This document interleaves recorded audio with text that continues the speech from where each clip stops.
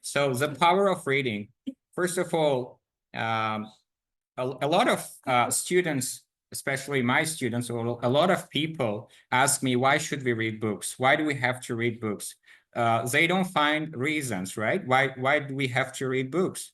So the first thing about the power of reading is reading expands our minds and language learning and knowledge, right? How does it expand our minds? It doesn't matter what kind of book we read, but it affects our personality, it affects our character or behavior. So for example, I read a book about business or about different things, and how did it help me in my teaching career? So I remember it was about 2 or 3 years ago. I read a book. The book title was 80-20 Principle.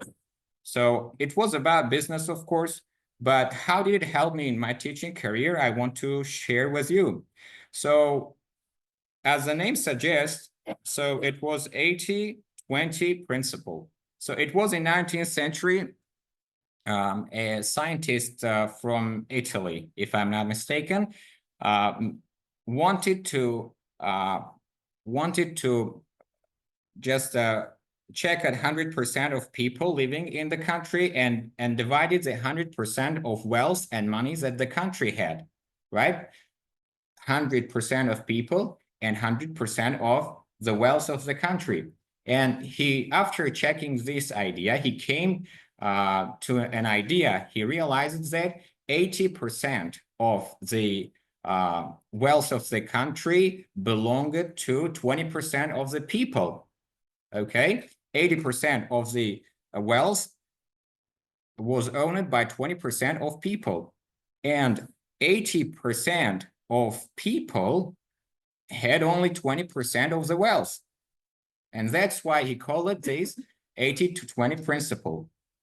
And after this, they checked this discovery in different countries, in European countries, and they got the same results. So, and how did this idea help me in my teaching career? So after reading this, I came to an idea that we have 100% of the language, and 100% of the time we speak the language, right? So, and after checking, it is my idea. I'm not sure if it's true for you or not. You can share your ideas later. So after checking, I realized that, and I came to an idea that, so there is 80% of the language that we use, and 100% of language that we use, and 100% of the times that we use the language. So, and in our everyday life, so in 80% of the times that we speak, we use only 20% of the language, right? So it's everyday things like go, come, bring, do, buy. So in 80% of our everyday speaking, we use only 20% of the language. And 80% of the language that we learn, we can use them only in 20% of the time. So it's like learning present perfect tense, past perfect, yes. So we use all these things in 20% of the time. And then right now, as a teacher, I'm focusing on 20% of the language that we can use in 80% of the time.